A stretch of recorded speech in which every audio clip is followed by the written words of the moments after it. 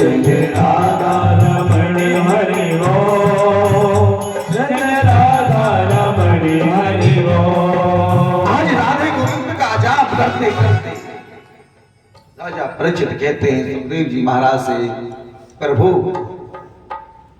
अभी आप क्या बोले कि कथा का विराम अंतिम पड़ाव मेरी समझ में नहीं आई। राजा परीक्षित की आंखों में आंसू आने लगे। लेकिन राजा परीक्षित सुखदेव जी महाराज प्रश्न करते हैं, सुनो राजन, मैं तुमको थोड़ी देर में वहीं लेके चलता हूं। कुछ दिन पहले आपने एक संत के गले में मरा हुआ सर्प डाला था। लेकिन परीक्षित की आंखों में आंसू, लेकिन कहने लगे गुरुवर अभी तो बहुत कथा शेष है।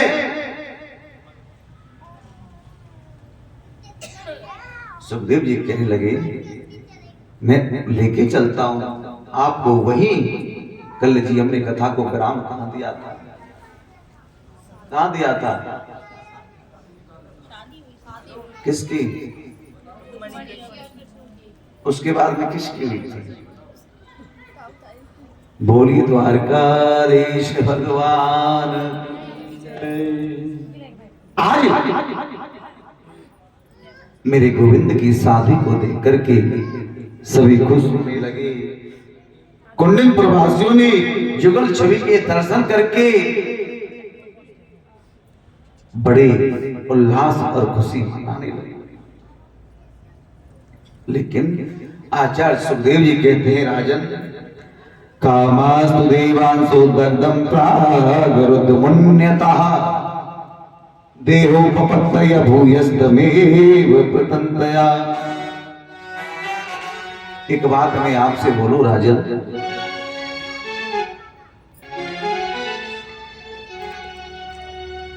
जब आदमी पर सुख आ जाता है तो बहुत भूलता है और दुख आ जाता है तो बहुत तड़पता है।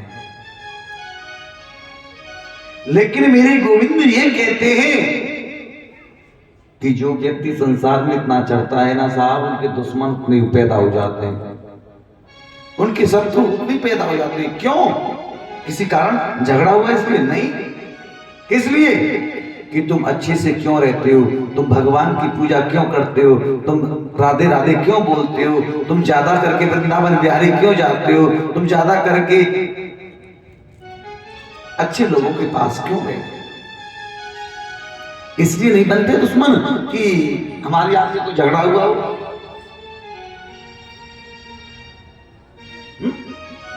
कि आज का युग वो है, आदमी अपने दुख से परेशान नहीं है, लेकिन सामने वाले के सुख से बहुत ज्यादा दुखी है। लेकिन मेरा गोविंद कहता है, राजन आप एक ऐसी स्थिति बना लो अपनी कि आपको हर परिस्थिति में रहने का, दुख में आ जाए तो दुखी मत होना, तड़पना मत, और सुख आ जाए तो फूलना मत। मेरे गोविंद कहते हैं, दुख में तड़पो मती, दुख में तड़पो मती तो सुख में फूलो मती। दुख में तड़पो मती तो सुख में फूलो मती। और प्राण जाए मगर नाम भूलो मती। मुरली वाले को मन में रिझाते चलो, और श्री कृष्ण गोविंद गोपाल गाते चलो।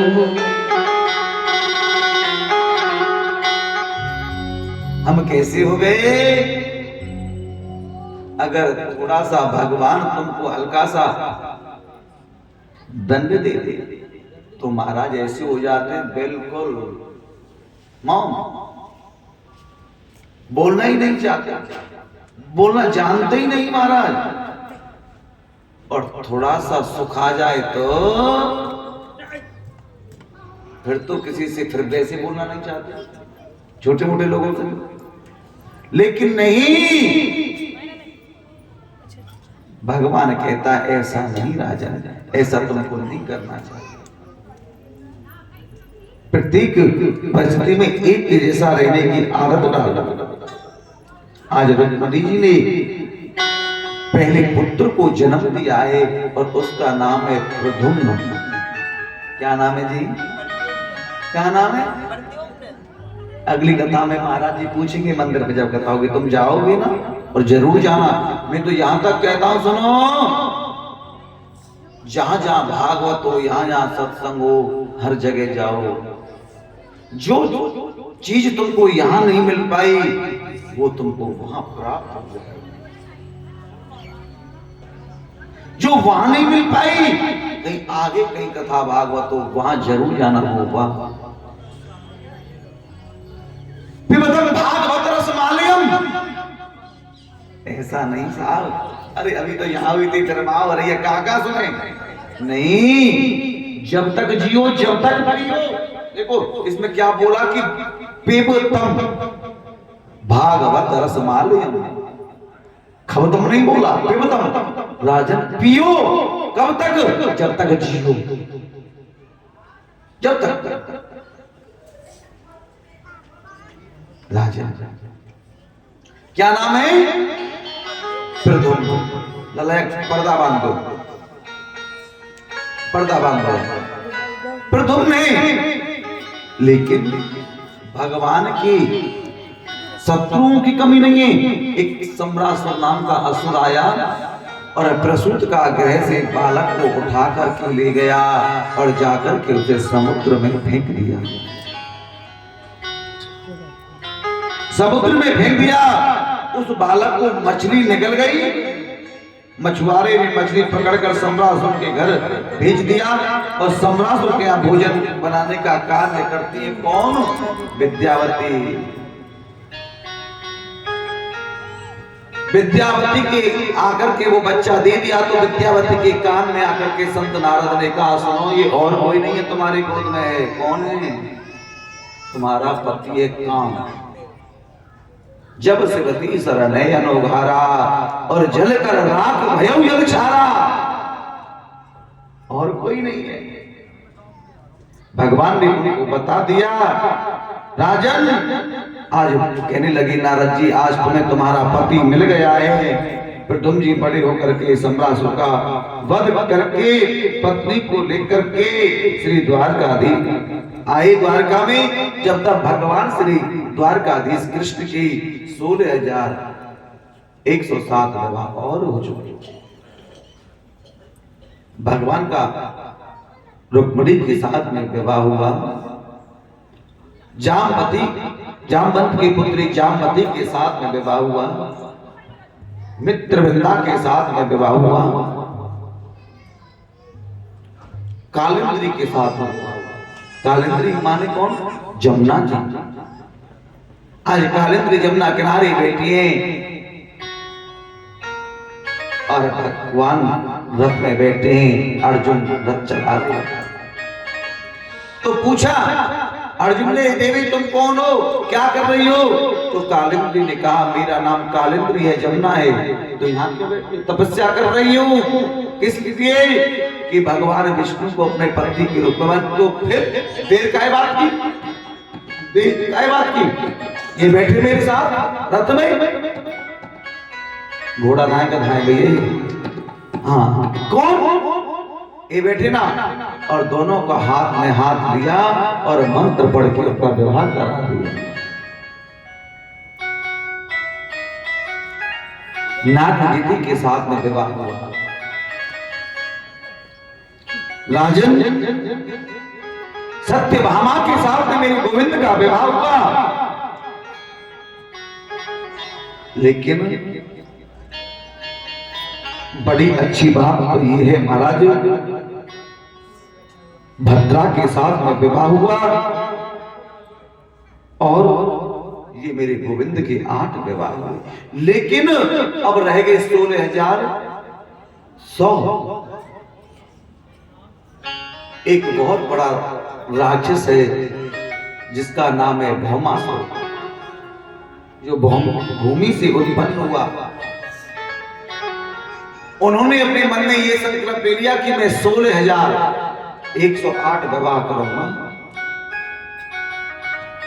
लेकिन 16,100 राजकुमारियों को उन्होंने बंदी बना करके अपने कक्ष में बंद कर दिया।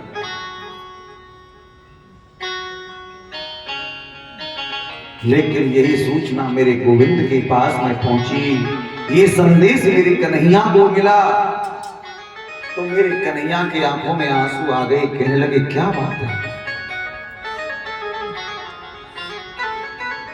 इस राक्षस ने इतना बड़ा कार्य किया। मेरे गोविंद ने आकर के पहले तो उस राक्षस का वध किया और फिर महाराज द्वार खोल के देखा तो 16,100 राजकुमारी बंदी बनी है।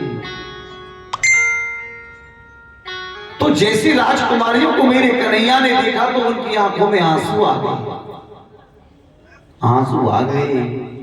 कन्हैया मन में विचार करने लगे, अब इन राजकुमारियों के सामने मात्र 2 रास्ते हैं। क्यों, ये घर जाए तो घर वाले स्वीकार नहीं करेंगे और कोई राजकुमार इनके साथ में विवाह करने के लिए तैयार नहीं होगा।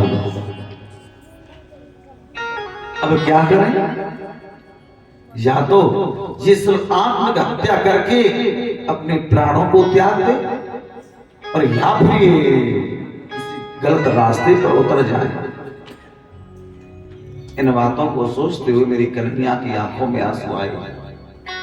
मेरे गोविंद उन राजकुमारियों के सामने हाथ जोड़ करके खड़े हो गए, बोले हे देवियों, मेरा आपसे एक प्रश्न है, अगर आपको अच्छा लगे तो कहूं। राजकुमारियों ने कहा कहो महाराज। भगवान बोले यदि आपको बुरा ना लगे तो मैं आपके साथ में एक साथ विवाह कर लूं। इतना सुनते तो गोपियों का मन गद हो गया। ऐसा अवसर जो गोविंद, इस स्थिति को देख करके मेरे गोविंद ने राजकुमारियों के साथ विवाह किया। कितने हो गए, 16,108। अब आप ही बताओ, कथा सुन रहे हैं तो, कि भगवान ने ये बुरा किया या अच्छा किया। अगर भगवान ऐसा नहीं करते तो इस पृथ्वी पर कितनी गंध फैल जाती, या राजकुमारी नहीं रहती तो ये संसार कैसे चलता महाराज। जो लोग भगवान पर उंगली उठाते हैं,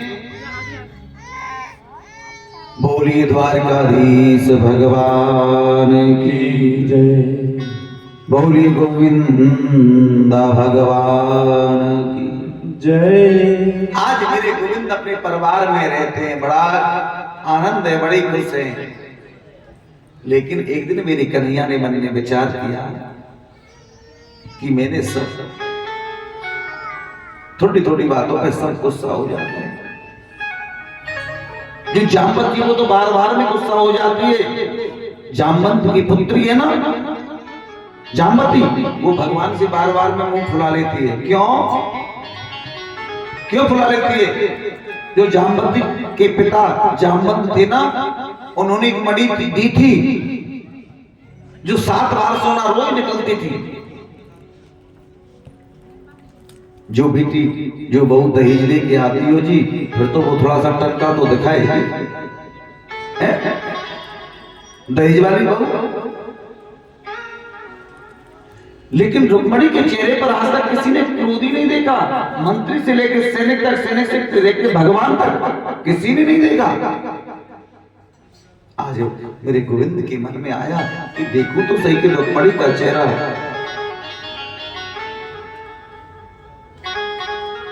मैंने आज तक क्रोध नहीं देखा। आज कुछ ऐसी बातें करूं अटपटी सी कि देखूं तो सही कि रुक्मणी को क्रोध आए तो चेहरा कैसा लगता है क्रोध में। आज मेरे गोविंद की बताओ ये भी बात कोई करने की, गोविंद के मन में आ गई तो आ गई। अपने कक्ष में बैठ गई बिल्कुल उदास होकर के। रुक्मणी जी आई, रुक्मणी जी ने देखा कि आज भगवान इतने उदास क्यों हैं, क्या बात है, क्या हुआ। रुक्मणी पास में गई और बोली जी क्या बात हो गई है, कुछ बताओ ना। अरे हमसे कुछ गलती हुई है क्या, अरे व्यक्तिगत मुझसे कोई गलती हुई है क्या, ऐसे पूछते हैं पति को, ऐसे समझ रही हो। जब पति उदास देखें तो क्या पूछना चाहिए, बोलो ना। पलक मारे से काम नहीं चलेगा, पलक मत झपकाओ। अगर पति के जीवन में जब कोई दिक्कत है तो पत्नी का धर्म है। रुक्मणी जी बोली बताओ ना क्या मुझसे कोई गलती हुई, क्या बात है। भगवान नहीं बोले। फिर रुक्मणी ने कहा, भगवान कहने लगे तुम एक बात बताओ, यदि तुम गलती पर गलती गलती पर गलती गलती पर गलती तुम करती रही तो मैं क्या बताऊं। रुक्मणी जी बोली बोलो ना जी मेरे से क्या गलती हुई है, बताओ क्या हुआ।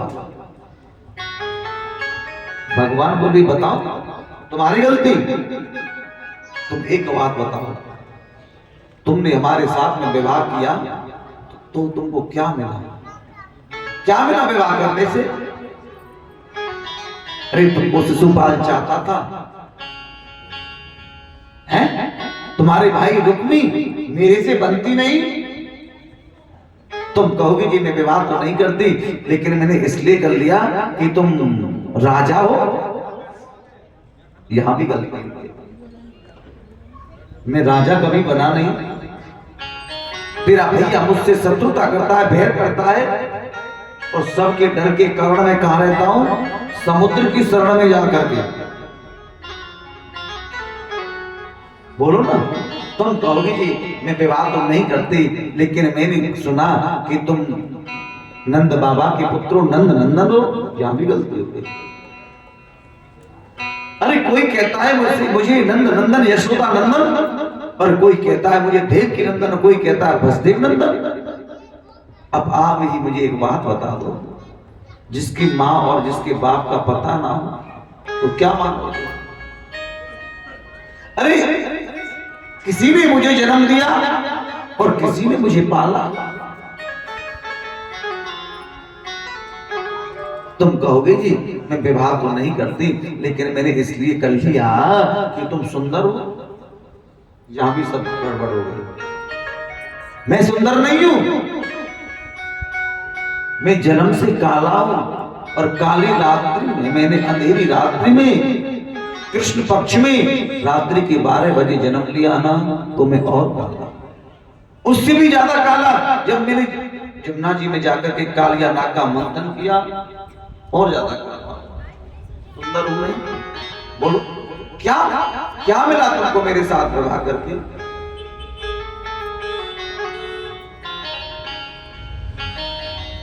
तुमको पता है कि मेरा भजन मेरा कीर्तन कौन करते हैं, जो भिकमंगी बाबा जी होते ना, भिखारी होते हैं, जिनके पास में कोई काम नहीं होता, वृंदावन बरसाने में, गोवर्धन के राज्य में देखना, पड़े रहते पर कमाओ,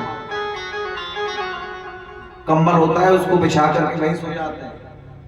वृक्षों के नीचे रात्रि में कोई झोपड़ी भी नहीं है।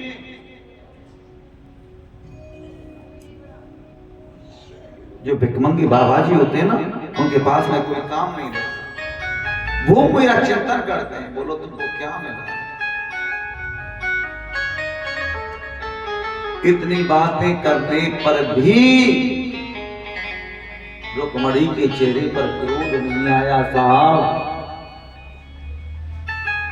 भगवान ने मन में विचार किया, इनको तो अभी क्रोध नहीं आया। अब लास्ट में भगवान क्या पूछ रहे हैं, सुनो सुनो, अभी कुछ नहीं बिगड़ा। जो शिशुपाल था ना, वो तुमसे बहुत प्रेम करता था। तो ये बात कब कह रहे हैं, जब नाती बेटे पोते के हो गए। भगवान बोले देख लो अभी कुछ नहीं बिगड़ा, आप चाहें तो हम शिशुपाल से बात कर लेंगे। सच बताऊं, जहां रुक्मणी को नहीं तो क्रोध आया, रुक्मणी तो बेहोश होकर के पृथ्वी पर गिर पड़ी। आजकल की पत्नी होती तो अकल ठिकाने लगा देती साहब कि बुढ़ापे में ऐसे मजाक करते, तुमको शर्म नहीं आती, बुद्धि सटे आ गई है, ऐसी ऐसी बहुओं के सामने, नाती बेटों के सामने तुम ऐसी बात करते हो।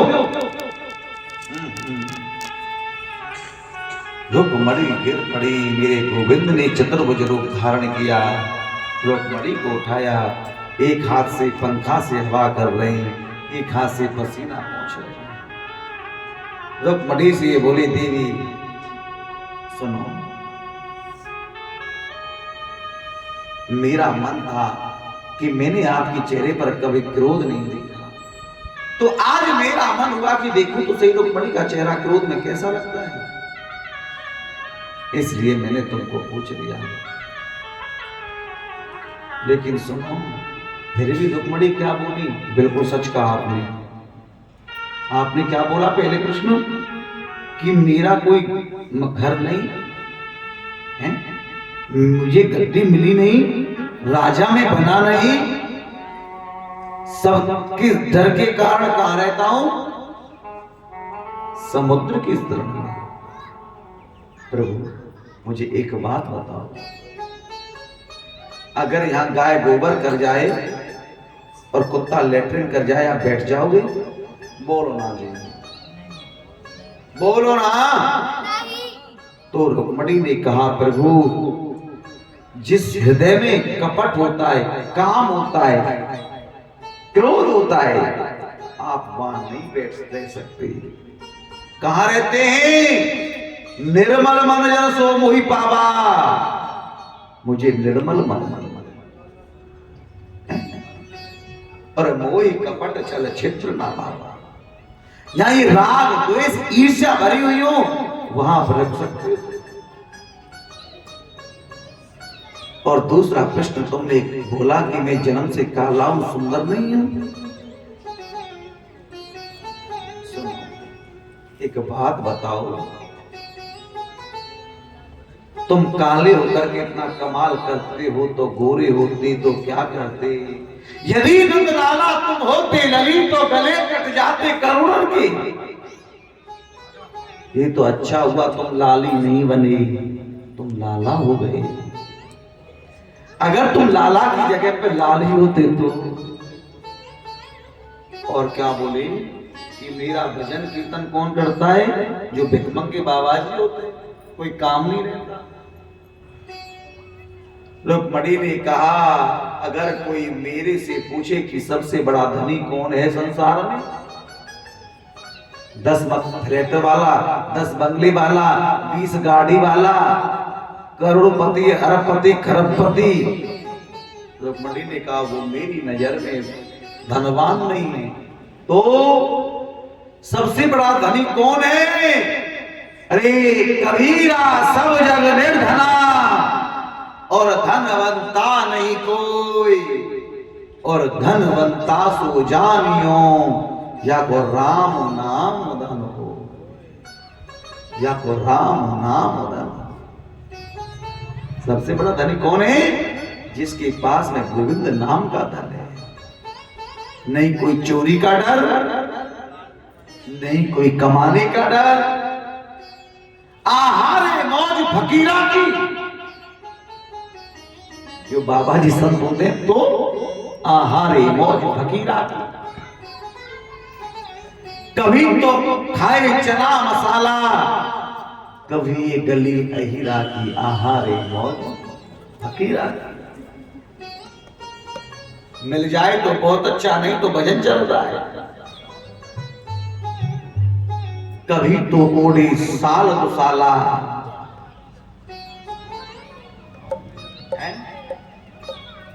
रुक्मणी ने कहा बिल्कुल नहीं महाराज, मैं इस बात को नहीं मानती। लेकिन हाँ, ए संसार की नारियों, अगर मैंने गलती की, अगर इस गलती को करने से आपको भगवान पति के रूप में मिलते हैं, तो मैं संसार की नारियों से कहूंगी, बेना तुम सब ऐसी गलती करना जो तुमको गोविंद पति के रूप में मिल जाए, तुमको गोविंद पति के रूप में मिल वाह, रुक्मणी को के भाव को देख करके मेरे गोविंद गदगद हो गए। रुक्मणी के भाव को देख करके मेरे गोविंद गदगद हो गए। रुक्मणी कहने लगी, वाह,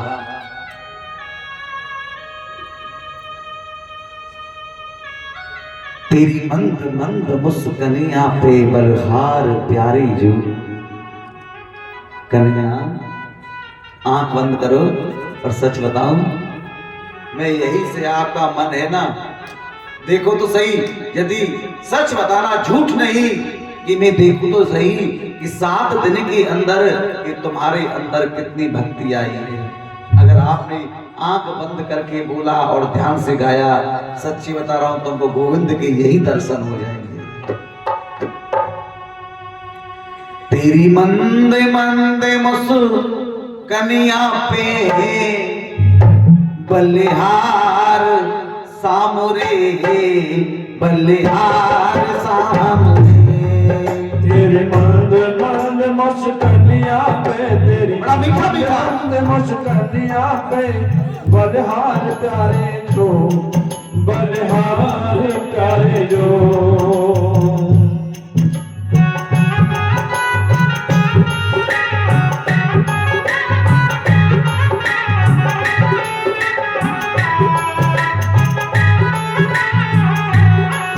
तेरी मंद मंद मुस्कनिया पे, मंद मंद मुस्कनिया पे बलिहार प्यारे जो, बलिहार प्यारे जो। तेरी मंद मंद मुस्कनिया पे, मंद मंद मुस्कनिया पे बलिहार प्यारे जो, बलिहार प्यारे जो। तेरे नैन अजब मत मारे, मत के ये तारे तारे, तेरे नैन अजब मत मारे, लगते हैं प्यारे प्यारे। तेरे नैन अजब मत मारे, मत के हैं तारे तारे, तेरे नैन अजब मत मारे, मत के ये प्यारे प्यारे। तेरी कुर्सी सी चितवनिया पे, तेरी कुर्सी सी चितवनिया पे बलिहार प्यारे जो, बलिहार प्यारे जो। तेरी मंद मंद मुस्कनिया पे, तेरी मंद मंद मुस्कनिया पे बलिहार प्यारे जो, बलिहार प्यारे जो।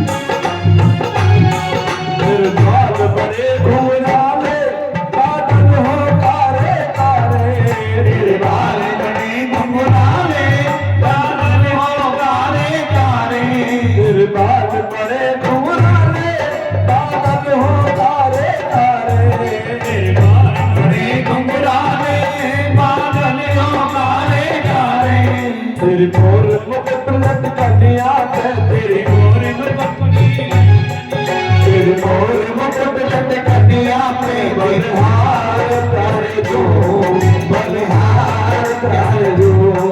तेरी मंद मंद मुस्कनिया पे, तेरी मंद मंद मुस्कनिया पे बलिहार प्यारे जो, बलिहार प्यारे जो।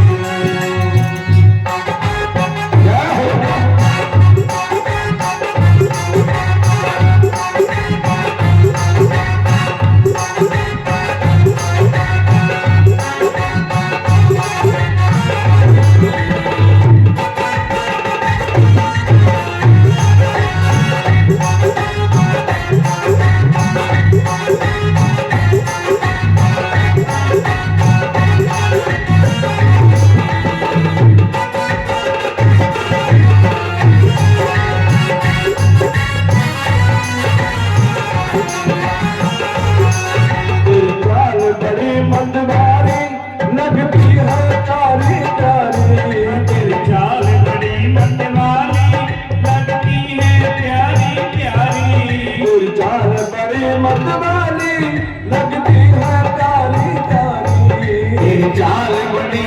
वाली लगती है प्यारी प्यारी, तेरी चाल बड़ी मतली लगती है प्यारी प्यारी, लगती है प्यारी प्यारी, लगती है प्यारी प्यारी, तेरी चाल बड़ी मतवाली लगती है प्यारी प्यारी, तेरी चाल बड़ी मतवाली लगती है प्यारी प्यारी, लगती है प्यारी प्यारी, लगती है प्यारी प्यारी, तेरी जिद बंदी जिद बंदिया है, तेरी पायल में घर बंदिया है, बलिहार करे जो बलिहार जो, तेरे बंद मच बंदिया है, बंद मच बंदिया है, बलिहार करे जो बलिहार करे जो।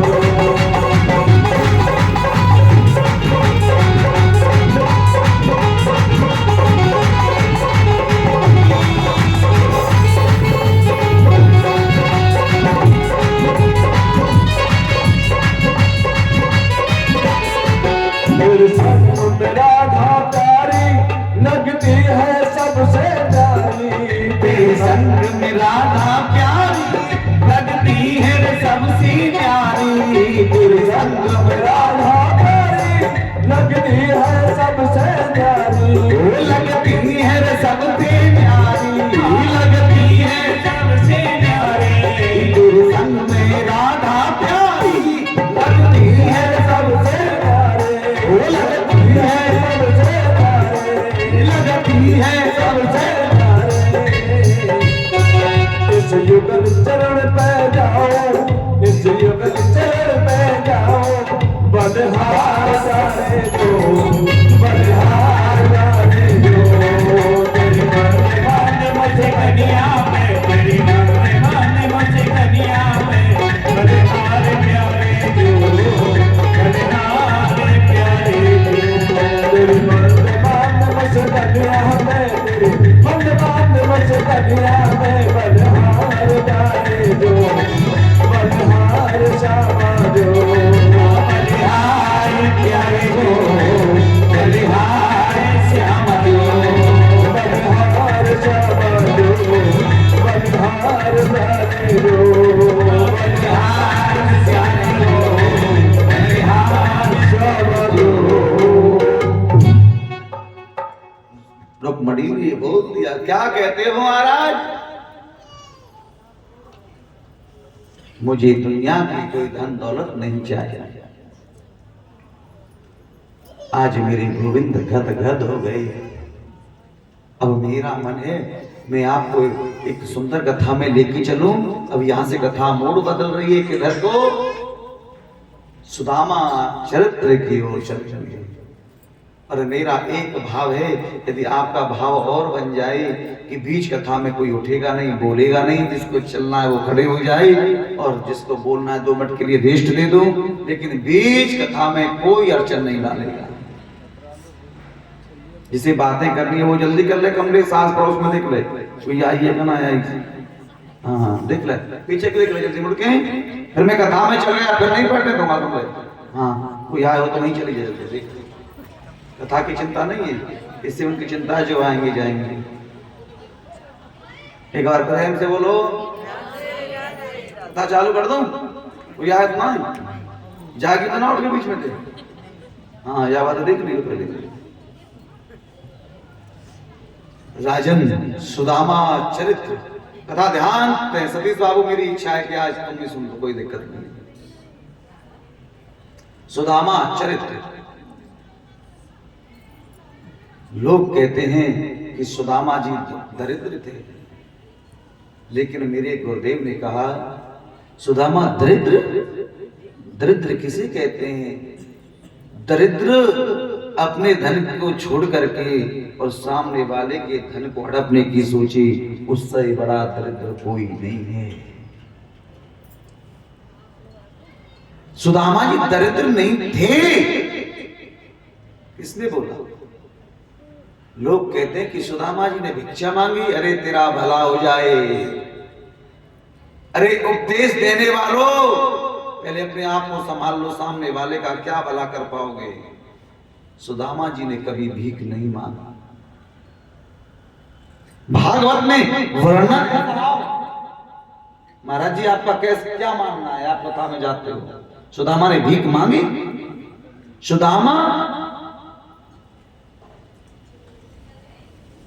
लेकिन लोगों को क्या हो गया, एक थोड़ी सी लालच पर आकर के मैं देखता हूं दादा अमर सिंह सुदामा बना देते हैं, चोटी लगा देते हैं, हाथ में डिब्बा पकड़ा देते हैं, कोई 10 20 50 रुपया डालने के लिए। मैं एक बात को मान जाए, मेरी बात को, इस चरित्र को कभी मत देखना अपनी आंखों से, नहीं तुम भी पाप के भाग जाओगे। जो सुदामा जी को धक्का लगता देखता है, क्यों कभी मत ऐसे स्थान पर जाना। एक बात बोलो, कहीं पाप हो रहा हो तो देखें तो पाप लगेगा कि नहीं लगेगा, इतना बता दो बस। लगेगा तो इससे बड़ा और क्या पाप होगा। अरे भगवान स्वयं धरती पर बैठ गए और गोविंद ने मेरे सुदामा को अपने सिंहासन पर बैठा दिया। क्या तुम किसी नौकर को अपने स्थान पर बैठा लोगे? क्या किसी गरीब दरिद्र को?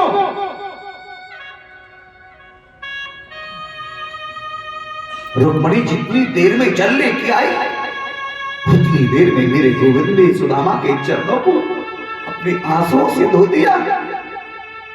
बोलो ना साहब। अरे सुदामा को केला नहीं खाने के लिए मेरे द्वारका श्री कृष्ण ने 56 भोग बनवाए, लेकिन ये नहीं कि सुदामा को नहीं मिले तो टूट पड़े होंगे खाने के लिए। नहीं साहब, सुदामा ने मना कर दिया, भैया मैं पकवान नहीं खाता। क्यों? पकवान खाने से भजन में मन नहीं लगता।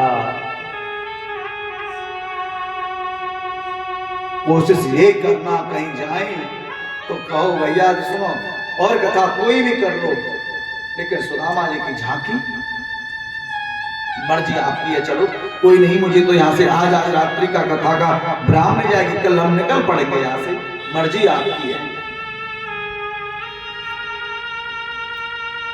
सुदामा के पास में गोविंद नाम का धन, क्या बोलोगे साहब। लेकिन सुदामा के यहाँ सुबह को खा ले तो शाम के लिए नहीं, और शाम को खा ले तो, लेकिन सुदामा ने कभी भीख नहीं मांगी यार। सुशीला सुदामा जाते हैं जंगल में, जो गेहूं काटते हैं दाने रह जाते हैं उनको खेतों में से भीन के लाते हैं, ये बात सत्य है। लेकिन ये बिल्कुल सत्य है कि सुदामा ने भीख मांगा। अरे सुदामा की कथा तो वो है कि लोगों के जीवन को बदल देती है साहब।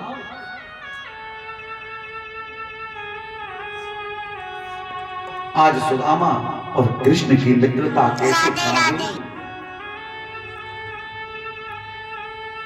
सुदामा जी ने एक ब्राह्मण के घर में जन्म लिया। बहुत अब सुदामा जी विद्या ग्रहण करने जाते हैं कहां? सांदीपन गुरुदेव के यहाँ। और सुदामा के पैरों में चप्पल है, वो टूटी टूटी सी है। और मेरे द्वारकाधीश श्री कृष्ण वसुदेव के पुत्र है ना, राजा के, एक रथ में बैठ के जाते हैं जिनके चरण खड़ामों भी सोने के हैं। लेकिन राजन चलते चलते चलते चलते सुदामा के पैर में कांटा लग गया। कांटा लगते ही सुदामा ने आवाज लगाई, अरे भैया, अरे यहाँ कोई है?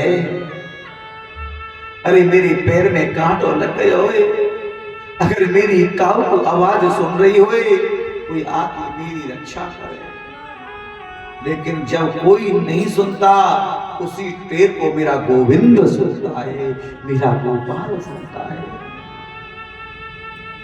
मेरे गोविंद गए और जाकर के जी गोविंद ने मेरे सुदामा के चरण से अपने दांतों से मुंह लगा करके कांटा निकाला। आज दोनों की मित्रता ऐसी हो गई, बहुत ज्यादा मित्रता हो गई। लेकिन सांदीपन गुरुदेव के यहाँ पहुंचे, विद्या ग्रहण करने लगे, पढ़ने लगे। लेकिन गुरुदेव का आश्रम का एक नियम है, क्या गुरुदेव की नजर में सब बराबर होते हैं, और होना भी यही चाहिए।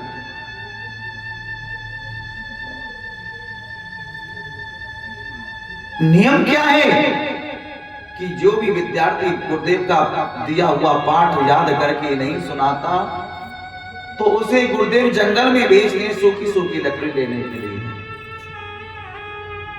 आज सुदामा जी नहीं सुना पाए। सुदामा जी को पूछा, रे सुदामा, मैंने जो तुझे कल पाठ दिया था याद करने के लिए, सुनाओ। सुदामा जी खड़े होकर के गुरुदेव के पास पहुंचे, जाकर के बोले, गुरुदेव मैं नहीं याद कर पाया, मैं याद नहीं कर पाया। तो गुरुदेव ने कहा, तो देख क्या रहे, जाओ अपनी गुरु माता से गुर चना लो, और गुर चना लेकर के जंगल से सूखी सूखी लकड़ी बीन करके डालो। सुदामा की बात में नंबर आता है किसका? मेरे ठाकुर जी का, मेरे कृष्ण का। अब मन ने विचार किया कृष्ण ने कि मित्र कौन, अपना कौन, जो दुख में काम आए। सुख का साथी जगत है और दुख का साथी ना कोई, और दुख का साथी एक है और केवल सतगुरु हो।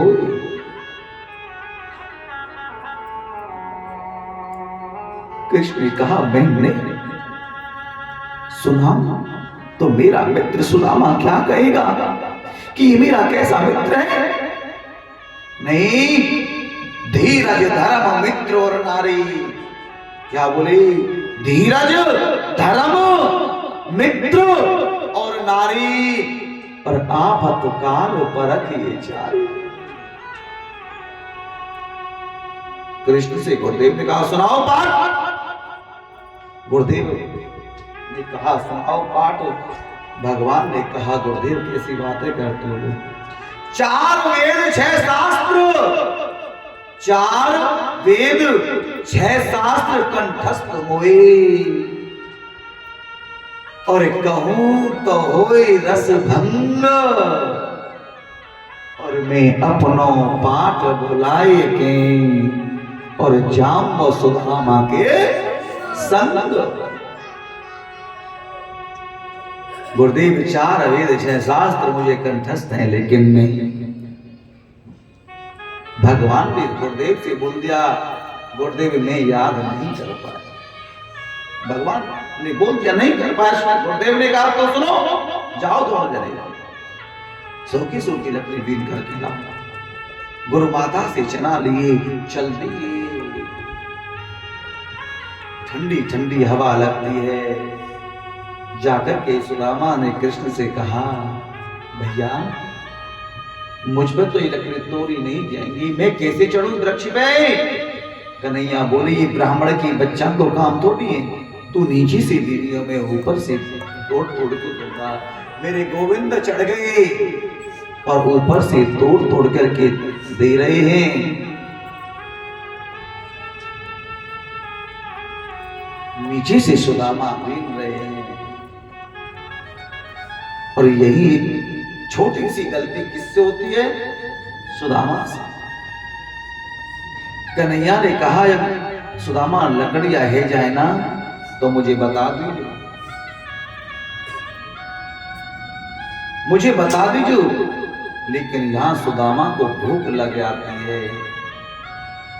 सुदामा जो गुरु माता ने गुरु चना दिए थे उनमें फक्की लग गई। पहले तो सुदामा ने अपने हिस्से की खाई, फिर भी भूख नहीं बुझी, और फिर सुदामा ने मेरे गोविंद के हिस्से के गुरु चने को भी खान गए। कन्हैया सब देख रहे हैं। कन्हैया ने सुदामा से कहा, भैया लकड़िया है गई हो तो मैं नीचे क्यों आ जाऊं? सुदामा बोले ठीक है। कन्हैया ने आते ही कहा, भैया बहुत जोर से भूख लगी हुई है, जो गुरुमाता ने गुरचना दिए हैं उनको निकाल लो। लेकिन सुदामा छुपा रहे हैं। बोली कहीं पानी को साधन मिल जाएगा, वहां बैठ के खा लेंगे। चलते चलते कन्हैया एक पानी के स्थान पर बैठ गए। बोली अब नहीं चला जा रहा, जो गुरुमाता ने गुरचना दिए भैया उनको निकालो। कब तक छुपाएगा मेरे गोविंद से, कब तक छुपाएगा? सुदामा कहने लगे, कन्हैया एक बात बताऊं भैया, गुरचरण को तो मैं खा गई, क्या? तो कोई बात नहीं, तुमने अपने हिस्से के तो गुरचना खाए ना, जो मेरे हिस्से के हिस्से से उनको तो दे दो। नहीं भैया, मुझे बहुत जोर से भूख लगी तो मैं उनको भी खा गया। क्या? अरे सुदामा ये तूने क्या कर दिया? ये तो तूने बहुत गड़बड़ कर दिया, तूने मेरे हिस्से के खाए। मेरे गोविंद ने कहा, रे सुदामा, हक परायो खाय के और तो को यही मिलेगी सीख, और तू होए गरीब आरती। भैया तुझ पर इतनी बड़ी गरीबी आ जाएगी, देखना। सुदामा ने कहा ठीक है, ठीक है गोपाल, ठीक है, जो तूने बोल दिया मैं मान गया।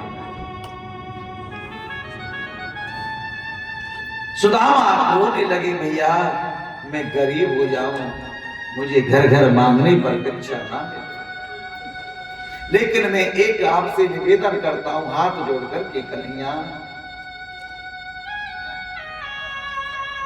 सही कही तुमने सखा,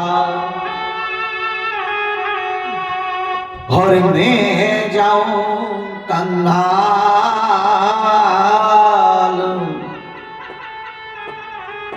प्रीत नमो से तोरियो सुन भैया गोपाल। मैं कितना भी गरीब हो जाऊं, लेकिन तू मेरा साथ मत छोड़ना, मैं सब सहन कर लूंगा। चाहे मुझ पर कितना भी संकट आ जाए, लेकिन तू मेरा साथ मत छोड़ना गोपाल।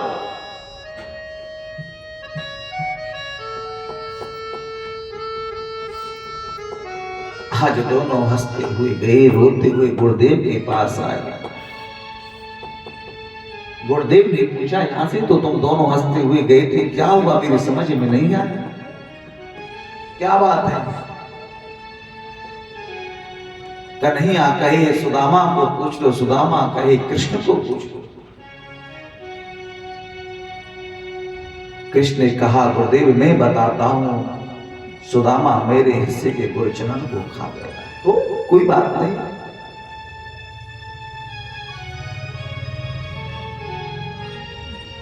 तो तेरी गुरु माता से और ले ले। नहीं गुरुदेव, मैंने इसको श्राप दे दिया। क्या? कि गुरुदेव इस पर इतनी गरीबी आ जाएगी, इतनी गरीबी आ जाएगी, ये सहन नहीं कर पाएगा। गुरुदेव मैं तुम्हारे सामने एक बात और भी बोलता हूं। कौन कह रहा है इस बात को? भगवान श्री कृष्ण कह रहे हैं। गुरु से कपट मित्र ते चोरी, और के हुई निर्धन के हुई कोढ़ी।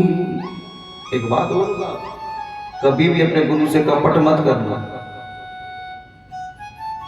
मित्र के साथ कभी दगा मत करना। या तो कहीं बैठना मत किसी के पास, और बैठ जाए तो वहां दगा मत करना।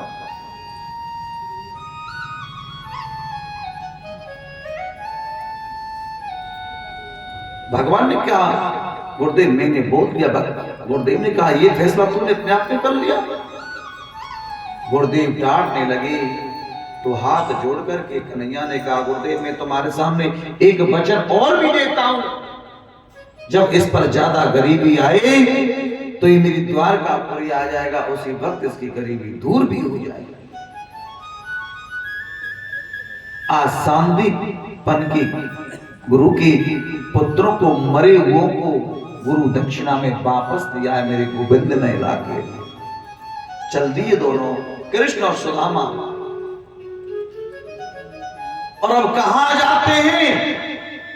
यहां चलते चलते चलते चलते वहीं आ गए, यहां दोनों की मित्रता हुई।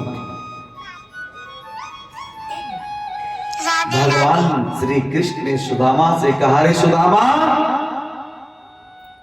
पहचान ये स्थान कौन सा है? मैं बोलूं एक बात, ये कौन सा स्थान है?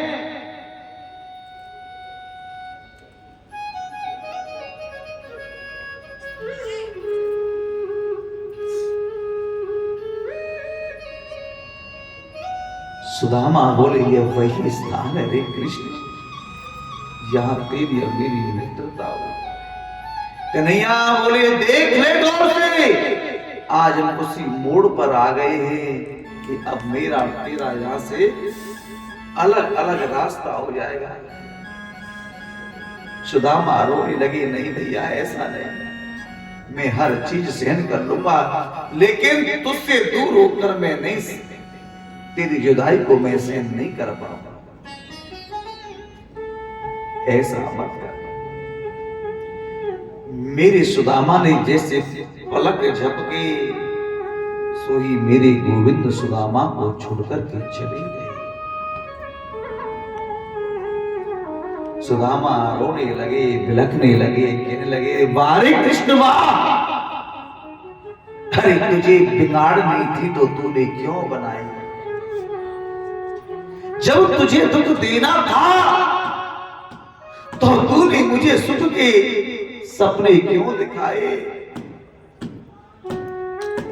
अरे जब तुझे जाना ही था, तुझे मित्रता तोड़नी थी, तो तूने फिर मुझे अपने गले लगा करके मित्र क्यों बनाया? सुदामा रोने लगे, कहने लगे, बारे विधाता, बना के क्यों बिगाड़ा रे कन्हैया? बना के क्यों बिगाड़ा रे, बिगाड़ा रे कन्हैया? ऊपर वाले, ऊपर वाले, ऊपर वाले,